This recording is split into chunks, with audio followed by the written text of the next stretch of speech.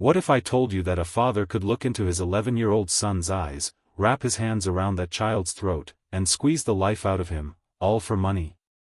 What if I told you that this same father would then stuff his son's small body into a garbage can, set his own house on fire to cover his tracks, and appear on television begging for that child's safe return while knowing full well that the boy was already dead? This isn't the plot of a horror film. This is the true story of Christopher Wood, an innocent fifth grader whose life was stolen by the one person who should have protected him above all others. This is a story about greed, deception, and a betrayal so profound that it shook an entire community to its core.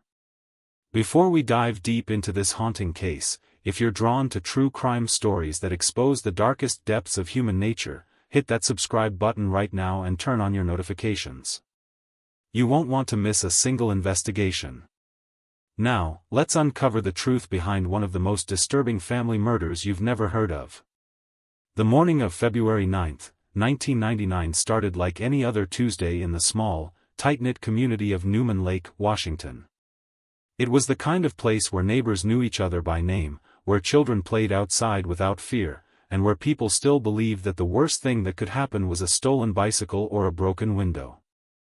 Newman Lake was a sanctuary from the chaos of the world, a place where families could raise their children in peace and safety. But on that cold winter morning, evil came to Newman Lake, and it came from within one of its own homes. In the Wood household, the morning routine was unfolding as it had countless times before. 16-year-old Teresa Wood was getting ready for school, going through the familiar motions of adolescent preparation, gathering her books, checking her appearance, thinking about the day ahead. Her father, Bob Wood, was preparing to leave for work, his mind likely occupied with whatever tasks and responsibilities awaited him. And seated at the kitchen table, eating his breakfast, was 11-year-old Christopher Wood, a jovial fifth grader who loved life, who made his classmates laugh, and who had no idea that he was living through the final moments of his short life. At 8 o'clock in the morning, Teresa walked out the front door of the Wood home, heading off to school. She glanced back at her younger brother one last time as she left, watching him eat his cereal at the kitchen table.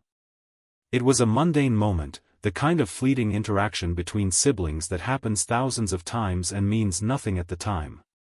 But this moment would haunt Teresa for the rest of her life. It was the last time she would ever see Christopher alive. According to the statement Bob Wood later gave to police, he left the house approximately 20 minutes later, at 8:20 in the morning. This left Christopher alone in the house, which wasn't unusual. Christopher was 11 years old enough to be responsible for getting himself ready and out the door for school. He had done it many times before. Bob said he expected Christopher to leave for East Farms Elementary School at his usual time of 8:30, just 10 minutes after Bob's departure. It should have been a routine, uneventful window of time. Christopher would finish his breakfast, grab his backpack, lock the door behind him, and walk to school like he did every other day.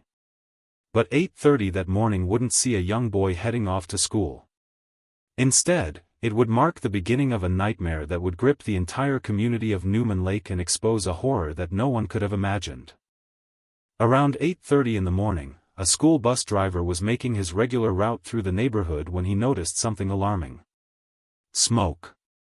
Dark, ominous smoke was rising from the Wood residence, billowing into the cold February sky. The bus driver immediately recognized that something was terribly wrong. This wasn't the gentle smoke from a fireplace or a barbecue. This was the thick, aggressive smoke of a structure fire. Concerned neighbors who had also spotted the smoke didn't waste time. They grabbed their phones and dialed 911, reporting the fire to the local fire department. Within minutes, sirens were wailing through the quiet streets of Newman Lake as firefighters raced to the scene. The firefighters arrived quickly, their training and professionalism kicking in as they assessed the situation. They worked with remarkable efficiency, attacking the flames with precision and determination. Thanks to their swift response and expert execution, they were able to contain the fire, limiting the damage largely to the center portion of the Wood home. The fire could have been so much worse. It could have consumed the entire structure, spread to neighboring homes, caused catastrophic destruction. But the firefighters had done their job well. As the flames were being brought under control, the firefighters were likely feeling a sense of accomplishment. They had saved the home. They had prevented the fire from spreading. They had done what they were trained to do. But then, something happened that turned what seemed like a successful firefighting operation into something far more sinister and urgent. The principal of East Farms Elementary School arrived at the scene. His face was etched with concern, his movements hurried and agitated. He made his way to the authorities on site, and what he told them sent a chill through everyone present. Christopher Wood had not arrived at school that morning. The 11-year-old boy who lived in this burning house was missing. The realization hit like a thunderbolt. The successful firefighting operation suddenly became a potential tragedy of unimaginable proportions. Was Christopher still inside the house? Had he been trapped when the fire broke out? Was he lying unconscious somewhere in the home, having succumbed to smoke inhalation? Was he hiding in some corner, terrified and confused, unable to find his way out? The firefighters, who moments before had been feeling satisfied with their work, now faced a new and urgent mission. They had to find Christopher Wood. They initiated an immediate and thorough search of the property, combing through every room, checking every closet, looking under beds, inside cabinets, anywhere a frightened child might hide or where an unconscious body might have fallen. They searched with desperate intensity, knowing that every second counted, knowing that if Christopher was in there, they might already be too late. They moved through the smoke-damaged home with practiced efficiency, calling out Christopher's name, listening for any sound, any sign of life. But they found nothing. No body. No sign of Christopher anywhere in the house. For a brief moment, everyone at the scene felt a wave of relief. The boy's body wasn't in the burned home. He hadn't died in the fire. But that relief was immediately replaced by a new and equally terrifying question: if Christopher wasn't in the house, where was he? An 11-year-old boy had vanished. His home had caught fire. He had never made it to school. And nobody had any idea where he could be. The investigation into Christopher's disappearance began immediately, and in those first crucial hours, police and fire officials developed what seemed like a logical and reasonable theory to explain what had happened. They believed that the fire had been accidental, the result of a child's dangerous curiosity. They theorized that Christopher had been experimenting with matches, playing with fire the way curious children sometimes do, and had inadvertently started a blaze that quickly grew out of control. This theory wasn't pulled out of thin air. It was based on actual information that gave it credibility. Just a few weeks before the fire, Bob Wood had called Christopher's mother with a concern. He told her that Christopher had been trying to play with matches, that he'd caught the boy experimenting with them, and that he was worried about this dangerous behavior. This conversation was documented, it was real, and it gave investigators a foundation for their theory. The theory went like this: Christopher had been playing with matches that morning after everyone else had left. He had accidentally started a fire, perhaps dropping a lit match onto some curtains or touching it to a piece of paper. The fire had spread quickly, faster than he expected, and suddenly the young boy found himself in a terrifying situation. Panicked and afraid, Christopher had run from the house, fleeing the flames and the smoke. But then, according to this theory, Christopher had kept running. Overwhelmed by what he had done, consumed by fear of the punishment he thought he would face, the boy had fled far from home. After all, Bob Wood had told people that Christopher had previously hitchhiked to another town, demonstrating that the boy was capable of traveling significant distances on his own. Bob Wood himself seemed to support and encourage this theory. In the hours and days after the fire, he appeared on local news broadcasts, his face showing what appeared to be genuine parental concern and anguish. He looked directly into the camera, speaking to his missing son wherever he might be. "Christopher," Bob said, his voice carrying the weight of what seemed like authentic emotion, "you don't need to worry about the fire. You don't need to worry about the house. None of that matters. Material things can be replaced. You can't be replaced. We just want you to come home safely." The whole family misses you. We love you. Please, just come home." It was a touching plea from a father to his missing son, and it resonated with the community. People's hearts went out to Bob Wood, this father who was losing everything, his home, his possessions, and now possibly his son. But as Bob was making these public appeals, investigators and community members were dealing with a new and urgent fear. The fear that Christopher had died inside his home was being replaced by the fear that he would die of exposure in the harsh wilderness that surrounded Newman Lake. The weather conditions that day were brutal. The high temperature in Newman Lake on February 9 barely climbed above 30 degrees Fahrenheit. As night fell, the temperature plummeted even further, dropping to a bone-chilling 23 degrees.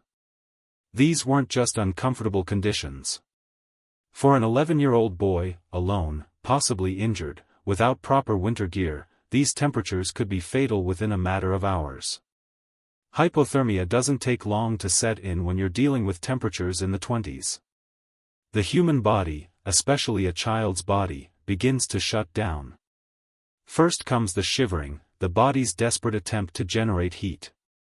Then comes confusion, disorientation, as the brain begins to suffer from the cold. Eventually comes unconsciousness, and then death. If Christopher was out there somewhere in the woods, hiding because he was afraid of punishment, he was in grave danger. The community of Newman Lake wasn't going to sit idle while one of their own was missing and in danger. This was a tight-knit community, the kind of place where people took care of each other, where a crisis affecting one family was felt by everyone. Neighbors, community members, volunteers, they all came together to mount a massive search effort. These weren't professional search and rescue teams, though some law enforcement was involved. These were regular people, teachers, store clerks, construction workers, retirees, who dropped everything to search for Christopher Wood. They formed search parties, spread out across the area surrounding the Wood home, and began combing through the woods, calling out Christopher's name, hoping desperately to find him before it was too late. The first significant result of this search effort wasn't finding Christopher himself. Instead, searchers made a discovery that would begin to unravel the initial theory about what had happened. They found Christopher's backpack. The backpack was discovered on the side of a road, sitting there as if it had been casually discarded or lost. But the location of this discovery was deeply troubling. The backpack was found approximately 5 miles away from the Wood home. 5 miles. Think about that distance for a moment. 5 miles is a significant journey even for an adult walking at a steady pace. For an 11-year-old boy who had supposedly fled his burning home in a panic just hours earlier, 5 miles seemed nearly impossible. The timeline didn't add up. From the time the fire was reported at around 8:30 in the morning until the time the backpack was found, there simply hadn't been enough time for Christopher to have traveled 5 miles on foot. But the problems with the initial theory didn't stop there. When searchers examined the area around the Wood home, looking for any trail Christopher might have left, they found something even more puzzling. There were no footprints. The ground around the home was covered in snow, and if Christopher had fled the house on foot that morning, he should have left footprints. Clear, obvious footprints leading away from the house in some direction. But there were none. No footprints leading from the house to the road. No footprints leading into the woods. No trail at all for searchers to follow. The logical, reasonable assumptions that law enforcement had been operating under were beginning to crumble in the face of physical evidence. The pieces of the puzzle weren't fitting together the way they should have. And as investigators looked more closely at the evidence, a darker, more sinister possibility began to emerge. What if Christopher hadn't fled the house after accidentally starting a fire? What if Christopher hadn't left the home on his own at all? What if someone had taken him?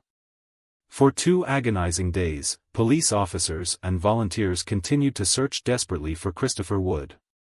They scoured the woods, checked abandoned buildings, followed up on every possible lead. They were driven by hope, by the possibility that Christopher might still be alive, that they might find him cold and scared but breathing, that this story might still have a happy ending. They searched through the freezing cold, through the day and into the night, refusing to give up. Mothers thought of their own children and searched harder. Fathers imagined their own sons lost and afraid and pushed themselves to keep going. The entire community was united in this desperate effort to find Christopher and bring him home safely. But they didn't find him. Not alive. Not safe. Not the way they hoped. Instead, on February 11, 1999, a snowplow driver was clearing roads in an area nearly 50 miles from Newman Lake when he saw something that made his blood run cold. Partially buried in a snowbank, discarded like trash, was the small, lifeless body of Christopher Wood. The discovery sent shockwaves through the community. The worst fear had been realized. Christopher wasn't coming home. The cheerful fifth grader who had been eating his breakfast just 2 days earlier would never laugh again, never play again, never grow up to experience all the moments of life that should have been his. The grief was overwhelming, the sense of loss profound. But even in the midst of this tragedy, even as the community mourned the death of this innocent child, the discovery of Christopher's body provided crucial answers about what had really happened on the morning of February 9. The body was transported to the coroner's office, where a thorough autopsy was performed. What the coroner discovered was both heartbreaking and illuminating, painting a picture of Christopher's final moments that was far different from the accidental fire theory. The coroner found ligature marks around Christopher's neck. These weren't subtle marks that required expert interpretation. They were clear, unmistakable evidence that someone had wrapped something, possibly their hands, possibly a rope or cord, around this 11-year-old boy's neck and strangled him. Christopher Wood hadn't died in a fire. He hadn't died of exposure in the woods. He had been murdered, killed by strangulation, his young life stolen by an act of deliberate violence. The coroner's examination revealed something else, something that provided a small mercy in the midst of this horror. There was no evidence of sexual assault. Christopher had not been subjected to that particular nightmare before his death. It was a small comfort, but a comfort nonetheless. But then the coroner discovered something else, something that would prove crucial to understanding the sequence of events that morning. When the coroner examined Christopher's lungs and blood, testing for evidence of smoke inhalation and carbon monoxide poisoning, he found nothing. There was no soot in Christopher's lungs. No carbon monoxide in his blood. No evidence whatsoever that Christopher had breathed in smoke. This finding had enormous implications. It meant one of two things: either Christopher wasn't in the house when the fire started, or he was already dead, his lungs no longer drawing breath, when the flames began to spread through his home. Given the other evidence, the ligature marks, the missing footprints, the backpack found miles away, investigators could reach only one conclusion. Christopher had been killed inside his home before the fire was set. The fire wasn't an accident caused by a boy playing with matches. The fire was arson, deliberately set to cover up a murder. The accidental fire theory was dead. This was a homicide investigation now, and the arson and the murder were inextricably linked crimes committed by the same person. The evidence found with Christopher's body and at the location where he was discovered told investigators even more about what had happened. When they examined the area around the snowbank where Christopher had been found, they noticed something significant. There was very little disturbance in the snow. If Christopher had been killed at this location, there would have been signs of a struggle, footprints, disturbed snow, some evidence of the violent act that had taken his life. But there was almost nothing. This observation led investigators to conclude that the remote location where Christopher's body was found wasn't the scene of the crime. It was simply a dump site, a place where Christopher's killer had chosen to dispose of his body. The killer had driven nearly 50 miles from Newman Lake, found this isolated spot, and heartlessly discarded Christopher in a snowbank like he was nothing more than garbage. But perhaps the most chilling detail, the piece of evidence that suggested not only murder but a hurried, panicked attempt to stage a different scenario, was discovered when investigators looked closely at Christopher's feet. Christopher's shoes were on the wrong feet. Think about that for a moment. Christopher Wood was 11 years old. He was a fifth grader, a kid who had been tying his own shoes and putting on his own clothes for years. He absolutely knew which shoe went on which foot. There was no way, no possible scenario, in which Christopher would have put his own shoes on the wrong feet. Someone else had put those shoes on him. Someone who had been standing in front of Christopher's body, looking down at his feet, and who had used their own perspective of left and right rather than Christopher's to put the shoes on. It was the kind of mistake someone might make if they were in a hurry, if they were panicked, if they were trying to make it look like a boy had gotten dressed and left for school when in reality that boy was already dead. If you're still watching at this point, drop a comment with, "I'm still here." Let's see who's truly following this shocking story. February 11, 1999 was obviously one of the worst days in the Wood family's history. The day Christopher's body was found, the day all hope of finding him alive was extinguished, the day a father had to confront the fact that his son was never coming home. But February 11 became significant for another reason entirely, a reason that would seem almost surreal in its timing. That was the day Bob Wood was arrested. Now, here's where this story takes a turn that must have stunned everyone in the community. Bob Wood's arrest had nothing to do with his son's murder.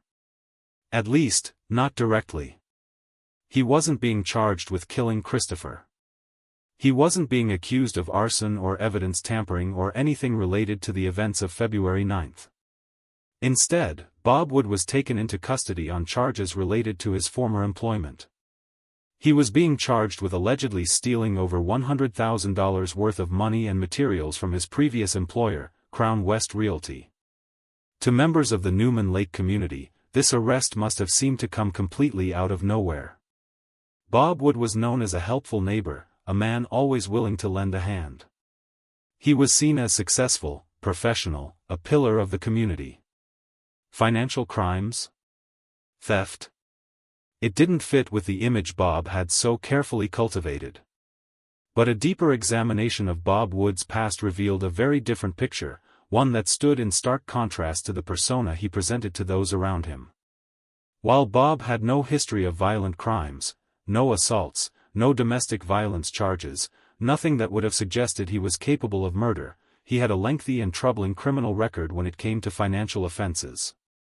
This wasn't a man who had made one mistake, one bad decision. This was a pattern of behavior that stretched back years. Bob Wood had 2 prior theft charges on his record. These weren't minor shoplifting incidents. These were serious theft allegations that spoke to a pattern of taking what didn't belong to him.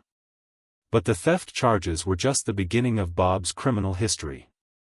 He had been convicted of using someone else's social security number for financial purposes. This is identity theft, a serious federal crime that involves deliberately stealing someone's personal information for financial gain. The fact that Bob had been convicted of this crime meant there was no question about his guilt. He had done it, been caught, and been found guilty in a court of law. Bob had also filed for bankruptcy not once, but twice. Bankruptcy can be a legitimate tool for people who have fallen on hard times through no fault of their own, but in Bob's case, the bankruptcies seemed to be part of a larger pattern of financial irresponsibility and possibly fraud. He had also had one of his homes foreclosed on. Again, foreclosure can happen to anyone in difficult economic times, but combined with everything else in Bob's history, it painted a picture of someone who consistently lived beyond his means and failed to meet his financial obligations. Perhaps most telling of all, Bob's financial misdeeds had been so numerous and so egregious that at one point a judge had actually barred him from having a checking account. Think about what that means. The courts had looked at Bob Wood's financial history and determined that he couldn't be trusted with something as basic as a checking account. It's an extraordinary measure, one that speaks to a truly problematic relationship with money and financial responsibility. All of this, the theft charges, the identity theft conviction, the bankruptcies, the foreclosure, the court order barring him from having a checking account, all of it stood in stark, almost incomprehensible contrast to the image Bob Wood projected to his neighbors and community. Those neighbors, when interviewed by investigators and reporters, painted a picture of Bob as an almost ideal neighbor. He was described as friendly, helpful, always willing to lend a hand when someone needed assistance. He wasn't the kind of neighbor who kept to himself or seemed unfriendly. He was engaged, present, someone you could count on. One neighbor told a story about how Bob had used his professional construction knowledge to help build a deck. Bob hadn't asked for any payment, hadn't even hinted that he expected compensation for his time and expertise. He had simply helped out because that's what neighbors do for each other. It was exactly the kind of gesture that makes someone beloved in a community. But Bob's neighborly persona extended beyond just being helpful. He also presented himself as being wildly successful financially.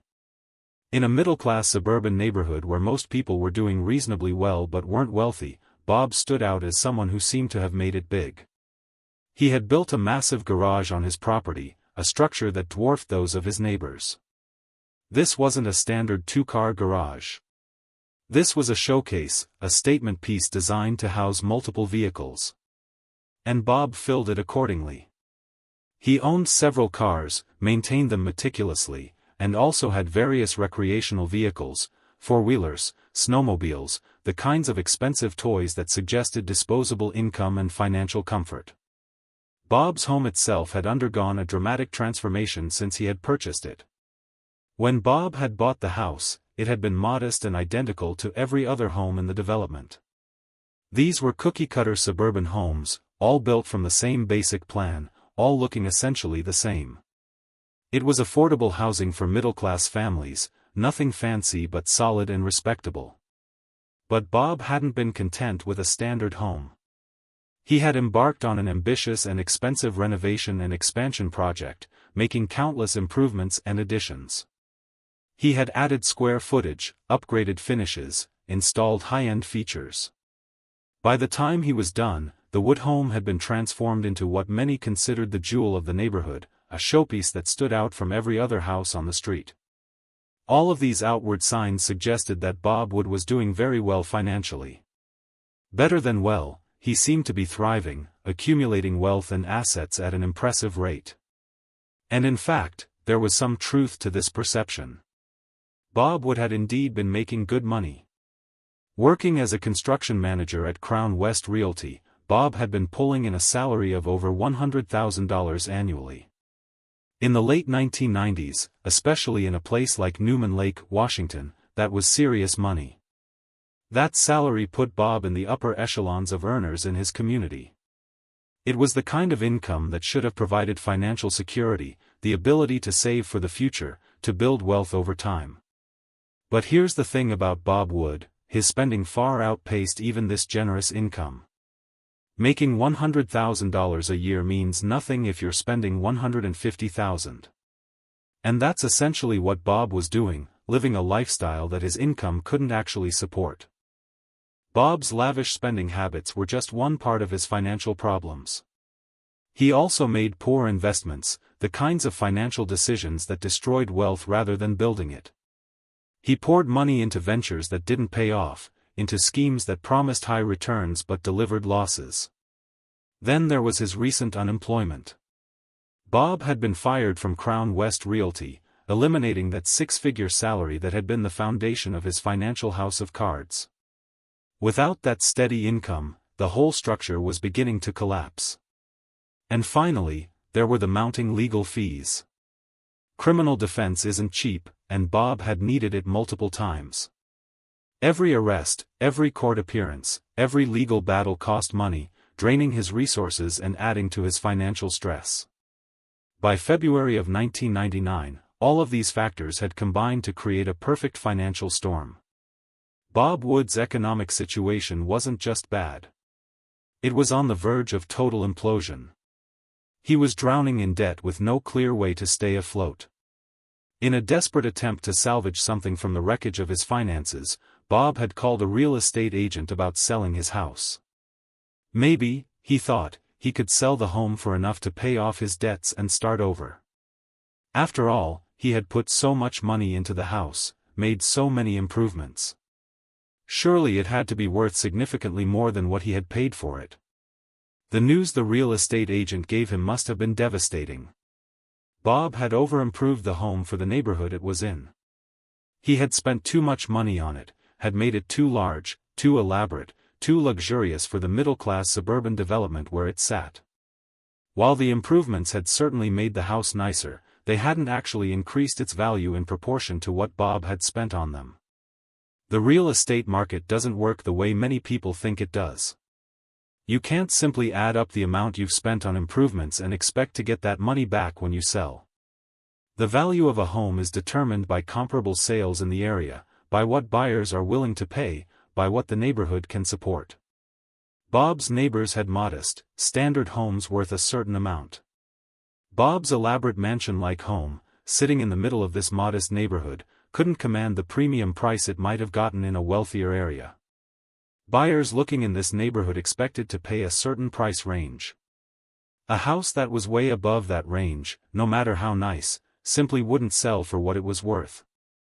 The agent told Bob the hard truth: he was unlikely to recoup the $125,000 he owed on the house. And remember, Bob had originally purchased this home for only $78,000.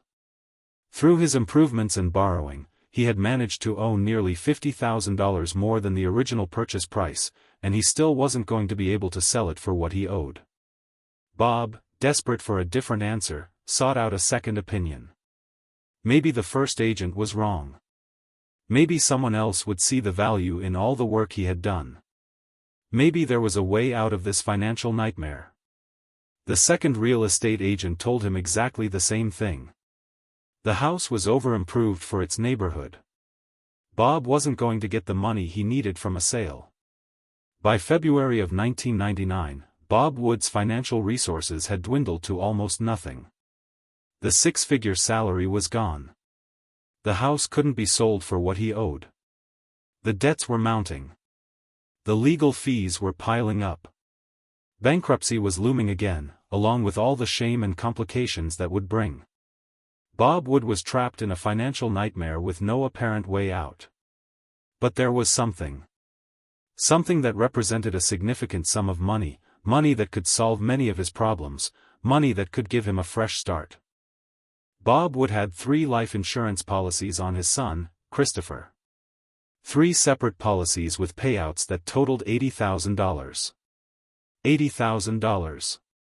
Not enough to solve all of Bob's financial problems, but enough to make a significant dent.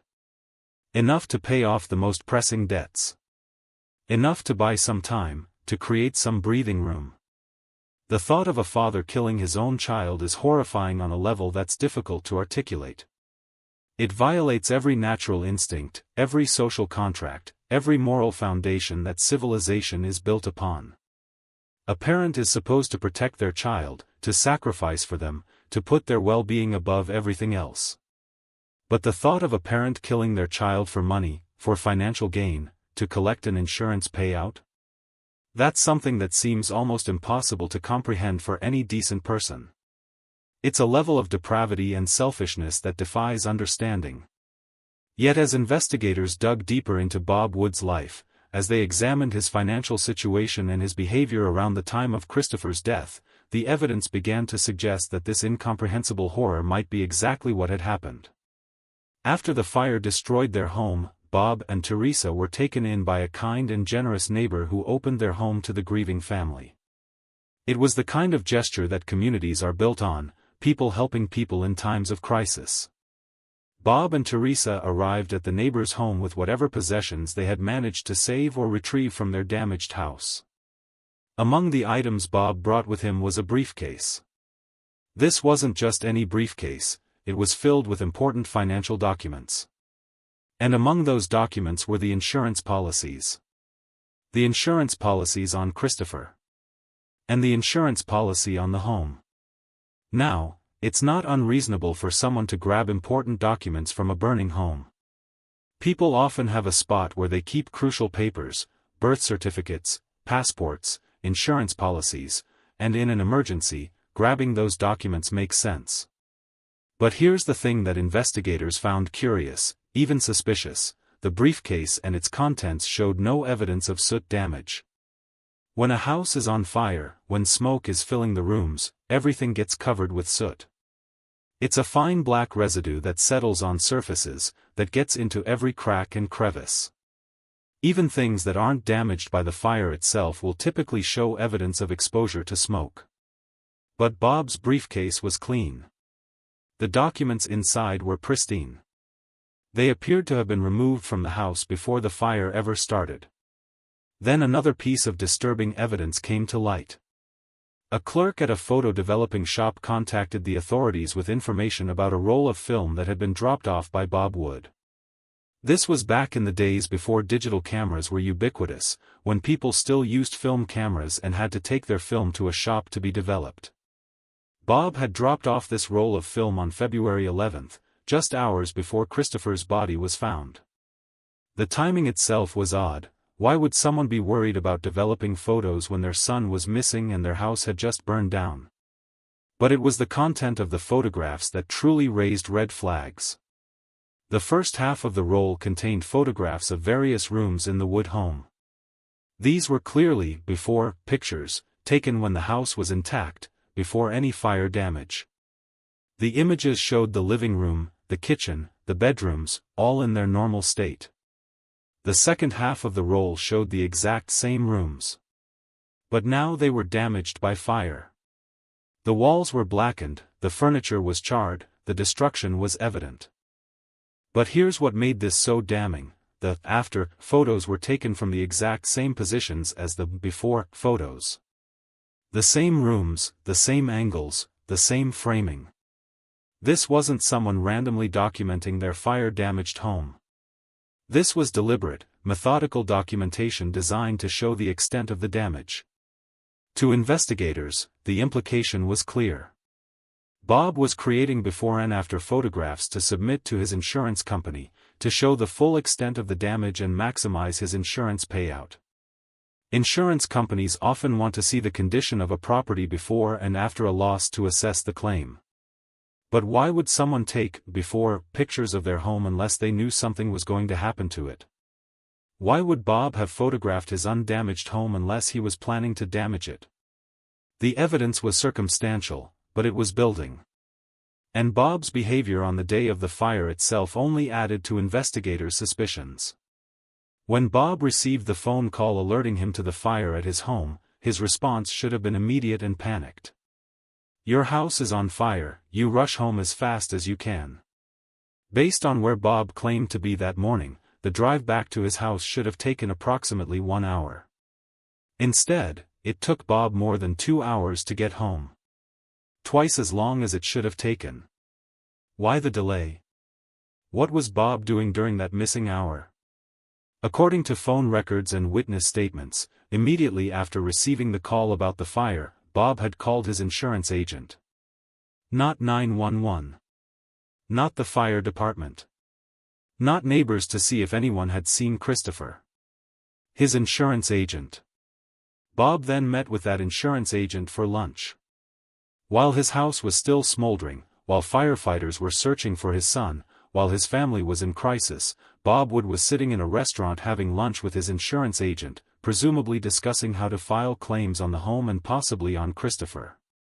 Only after this lunch meeting did Bob bother to head home. And even then, even after arriving at his burned house and learning that Christopher was missing, Bob still didn't immediately file a missing persons report.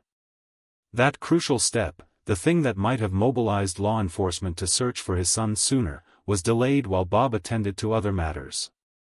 Bob's behavior on the day of the fire was certainly in poor taste. At best, it showed a shocking lack of priorities, a man more concerned with financial matters than with his missing son. But poor taste and suspicious behavior don't prove murder. They create suspicion, they raise questions, but they don't constitute proof. However, forensic examination of the physical evidence in the case was gradually beginning to provide that proof, to confirm what investigators suspected about Bob Wood's involvement in his son's death. One piece of evidence proved absolutely crucial to the case, and it was something that might have seemed mundane under normal circumstances: a large plastic Rubbermaid garbage can. Investigators began by interviewing Bob's neighbors, asking routine questions about the family, about Bob's habits, about anything they might have noticed. During these interviews, multiple neighbors mentioned the same detail. Bob normally put 2 trash cans out on the curb each week on trash day. 2 trash cans. It was a consistent observation from multiple sources, the kind of detail that neighbors notice without really thinking about it. But when investigators conducted their initial search of the Wood home after the fire, they found only 1 trash can present in the garage. Just 1. So where was the second trash can? Then another piece of information came to light. Teresa had mentioned to someone from the sheriff's office, just in casual conversation, that her father had taken his truck to a car wash the day after the fire. It wasn't presented as anything significant, just an offhand comment about Bob's activities. But investigators made note of it. And when they searched that specific car wash, the one Teresa had mentioned, they made a discovery that would prove crucial to the case. Discarded near the car wash, tossed aside like trash, was a Rubbermaid trash can. Now, finding a trash can near a car wash isn't unusual in and of itself. People discard all kinds of things. But the investigators weren't just looking for any trash can. They were looking for the missing second trash can from the Wood home. They examined the trash can closely. It had a fine mist of paint on it, a spray pattern that suggested it had been present when something in the area was being painted. This detail was interesting, but not yet conclusive. Then they remembered, there had been a similar paint pattern on the trash can they had found in the Wood garage. The same kind of fine mist, the same appearance of having been near something being spray painted. But this still didn't prove that the discarded trash can belonged to Bob Wood. After all, these were mass-produced trash cans. Thousands of people owned identical Rubbermaid cans. And plenty of people paint things in their garages, potentially getting overspray on nearby items. Investigators sent both trash cans, the one from the Wood garage and the one found near the car wash, to the forensic laboratory for detailed analysis. The forensic examination of the paint particles found on both cans revealed something significant. The paint on both cans had the same chemical composition. The pigments, the binding agents, the chemical makeup of the paint was identical. This wasn't just the same brand or type of paint. This was paint from the same source, paint that had been sprayed in the same location at the same time. This finding definitively linked the discarded trash can to the Wood home. It had been in the Wood garage when something was being spray painted, just like the can that was still there. The missing second trash can had been found. But why would Bob Wood need to get rid of a trash can? What was the significance of this particular piece of evidence? The answer came when investigators examined what was inside the trash can that had been found near the car wash. Forensic technicians carefully processed the interior of the can, looking for any trace evidence that might be present. What they found was damning. First, they discovered sequins. Small, decorative sequins that matched ones on Christopher's backpack. Christopher's backpack, the same one that had been found 5 miles from his home along the side of a road. The presence of these matching sequins inside the trash can suggested that Christopher's backpack had been inside this can at some point. But the sequins weren't the most significant finding. Inside the trash can, investigators also found traces of vomit. Vomit might seem like an odd thing to focus on in a murder investigation, but in this case, it became one of the most important pieces of evidence. And vomit didn't just appear in the trash can. It showed up in multiple locations connected to this crime. Vomit was found on the shirt Christopher had been wearing when his body was discovered in that snowbank 50 miles from home. It was found on the bumper of one of Bob's cars that had been stored in his garage. And it was found in the bed of Bob's white pickup truck, the vehicle he had been driving on the day of the fire and Christopher's death. DNA cannot be extracted from stomach contents. The digestive process breaks down DNA to the point where it's not useful for identification purposes. So investigators couldn't definitively prove through DNA testing that all the vomit came from Christopher. However, there were other ways to analyze the vomit, ways that could provide crucial information about its source and potentially link all these samples together. Forensic technicians analyzed the contents of the vomit samples from all the different locations, the trash can, Christopher's shirt, the car bumper, the truck bed. They were looking at the composition of the vomit, what food particles were present, what could be identified about the last meal the person had eaten. The analysis showed something remarkable: all of the vomit samples came from the same source.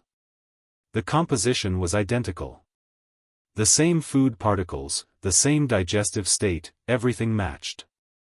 All of the vomit contained oat bran, wheat, and cornstarch. These ingredients, this specific combination, was consistent with a particular type of cereal. Investigators went back to Teresa's statement about the last time she saw Christopher alive. She had described him sitting at the kitchen table that morning, eating his breakfast. And she had specifically mentioned what he was eating: Marshmallow Maize, an off-brand cereal similar to the name brand Marshmallow Mateys. Forensic analysis confirmed that the ingredients found in all the vomit samples were consistent with Marshmallow Maize cereal. This evidence allowed investigators to reconstruct the events of that morning, to paint a picture of Christopher's final moments and what happened after his death. Christopher was sitting at the kitchen table eating his Marshmallow Maize cereal. At some point after Teresa left for school and Bob claimed to have left for work, someone attacked Christopher. That person strangled him, wrapping their hands or some kind of ligature around the 11-year-old's throat and squeezing until Christopher could no longer breathe. Strangulation is a horrific way to die. It's not quick. It's not painless. The victim is conscious and aware as their air supply is cut off, as their brain begins to be deprived of oxygen. They struggle, they fight, they experience sheer terror in those final moments. During the strangulation, Christopher vomited. This is a common physiological response to being strangled. As pressure is applied to the throat and neck, as the body goes into extreme distress, victims often regurgitate their stomach contents. The vomit can come up into their throats, can even enter their lungs if they're still breathing. After death, this vomit can continue to leak from the victim's mouth, especially if the body is moved or positioned in certain ways. After killing Christopher, the murderer engaged in a hasty staging effort to make it appear that the boy had left for school. The killer grabbed Christopher's shoes and put them on his feet. But in the rush, in the panic or stress of the moment, the killer put the shoes on the wrong feet. The killer was looking down at Christopher's body from a standing position, using their own perspective of left and right rather than the boy's. The killer then grabbed Christopher's backpack, the one the boy would have taken to school if he had actually left that morning. The backpack was part of the staging, part of the attempt to create the appearance that Christopher had gone to school. Then came the grim task of disposing of the body. The killer took Christopher's small, lifeless form out to the garage. And this is where the trash can become crucial. The killer placed Christopher's body inside the large Rubbermaid garbage can. At first, this might seem like a needlessly cruel and insulting decision. Why put a child's body in a trash can? It's degrading, disrespectful, almost incomprehensibly callous. But there's a practical explanation, one that has nothing to do with respect or sentiment and everything to do with logistics. If the killer were driving a vehicle with an enclosed trunk, a sedan, for example, placing Christopher's body in the trunk would be simple and would effectively conceal it. The trunk would hide the body from view, and the killer could drive wherever they needed to go without fear of being seen. But what if the killer weren't driving a car with a trunk? What if they were driving something with an open cargo area, like a pickup truck? A pickup truck bed is open and exposed. If you place a body in the bed of a pickup truck and drive down the road, anyone who looks into the truck bed will see it. Other drivers, pedestrians, people in buildings overlooking the road, any of them might spot the body.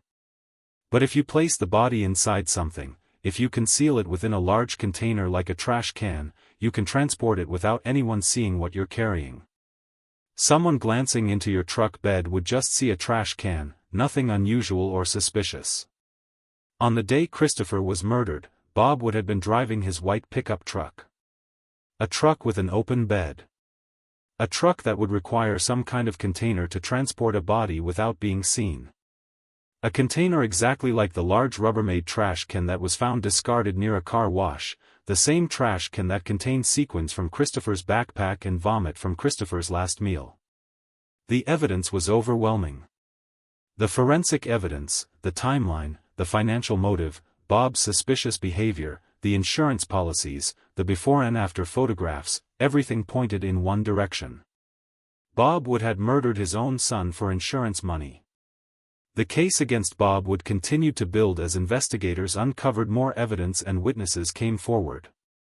The prosecution prepared to bring charges against Bob, to seek justice for Christopher and hold his killer accountable. Bob Wood was ultimately charged with first-degree murder, first-degree arson, and insurance fraud.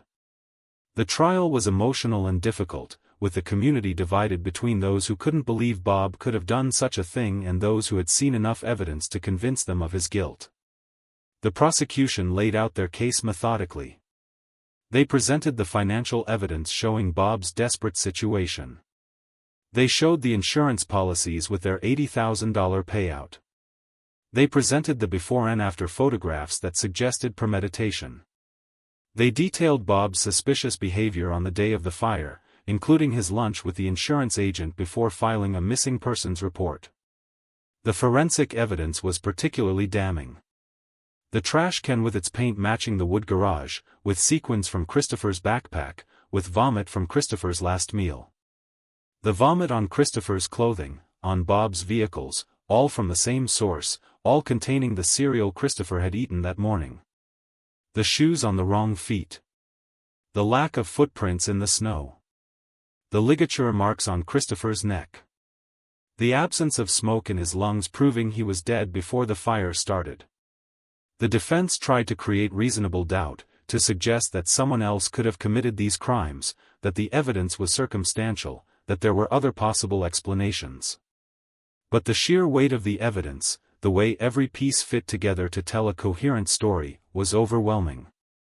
The jury deliberated and returned with their verdict, guilty on all counts. Bob Wood was convicted of murdering his 11-year-old son Christopher for insurance money.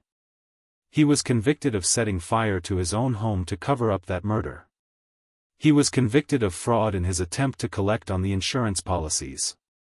At sentencing, the judge didn't hold back in condemning Bob's actions. This wasn't a crime of passion, wasn't a moment of rage or temporary insanity. This was calculated, premeditated murder of a child by his own father for financial gain. It was among the most heinous crimes the judge had encountered. Bob Wood was sentenced to life in prison without the possibility of parole. He would spend the rest of his days behind bars, never again to be free, never again to pose a threat to anyone else. But the conviction and sentencing, while providing a measure of justice, couldn't undo the harm that had been done. Christopher Wood was still dead, his life stolen when he was just 11 years old. He never got to graduate from elementary school, never got to go to middle school or high school. He never got to experience his first dance, his first kiss, his first heartbreak. He never got to learn to drive, to go to college, to pursue a career. He never got to fall in love, to get married, to have children of his own.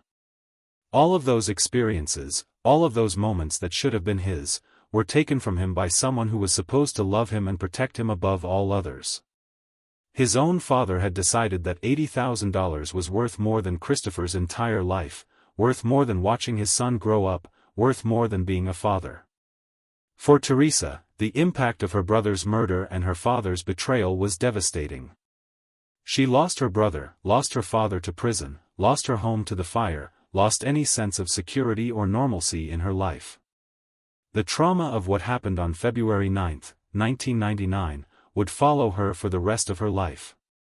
The community of Newman Lake was also forever changed. The illusion of safety, the belief that something like this couldn't happen there, was shattered. Parents held their children a little tighter. Neighbors looked at each other differently, wondering if the friendly face next door might be hiding dark secrets. The case of Christopher Wood serves as a chilling reminder that evil doesn't always come from strangers. Sometimes it comes from the people closest to us, from those who should be our protectors. It's a reminder that financial desperation can drive people to unthinkable acts, that greed can corrupt even the most fundamental human bonds. Christopher Wood should be alive today. He should be in his mid-30s, living his life, pursuing his dreams. Instead, his life was cut short at 11 years old, stolen by a father who valued money more than his own child. The case also highlights the importance of thorough investigation and forensic science. Without the careful analysis of the vomit, the paint on the trash cans, the examination of the insurance policies and photographs, Bob Wood might have gotten away with his crime. The initial theory about Christopher accidentally starting a fire and running away might have stood, and justice might never have been served. In the end, the truth came out. The evidence told the story of what really happened that February morning. And while that truth was horrible, while it revealed a depth of depravity that's difficult to comprehend, it also ensured that Christopher's death wasn't in vain, that his killer was held accountable, that justice was done. This case reminds us to pay attention to the vulnerable among us, to watch for signs of trouble, to speak up when something doesn't seem right. It reminds us that financial problems, while serious, are never worth taking a life over. It reminds us that children are precious, irreplaceable, deserving of protection and love. And it reminds us that Christopher Wood, that jovial fifth grader who loved life and made people laugh, deserves to be remembered not just as a victim of a horrible crime, but as a real person whose life mattered, whose absence has been felt, whose memory lives on. If this case has impacted you, if it's made you think about the darkness that can exist even in seemingly normal families, then take a moment to subscribe to the channel and turn on notifications. Share this story so others can learn from it, so Christopher's memory can reach more people. And most importantly, if you know a child who might be in danger, if you see something that doesn't seem right, speak up. Christopher Wood's story is a tragedy, but it doesn't have to be repeated. We can learn from it, we can be more vigilant, and we can protect the children in our communities. Thank you for watching, and remember, evil often hides behind a friendly smile. Stay aware, stay safe, and I'll see you in the next investigation.